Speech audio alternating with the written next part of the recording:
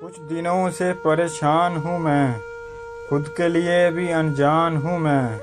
हर दिन हर रात खामोश रहता हूँ, ऐसा लगता है कि कब्रिस्तान हूँ मैं। मेरे दिल के गुलिस्तान को कब्रिस्तान बना गई बेरुखी तेरी। कोई मर जाए तो सब्र आ जाता है, बिछड़ जाए तो क्यों नहीं आता।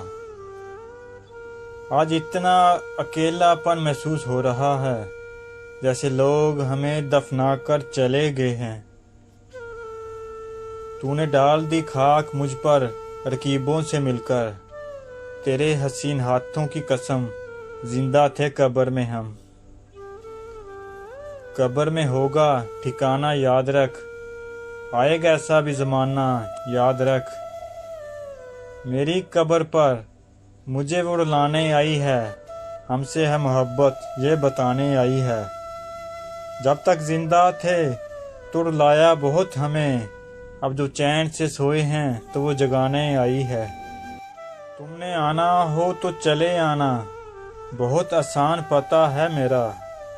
तख्ती लगी होगी मेरे नाम की और मिट्टी का ढेर होगा।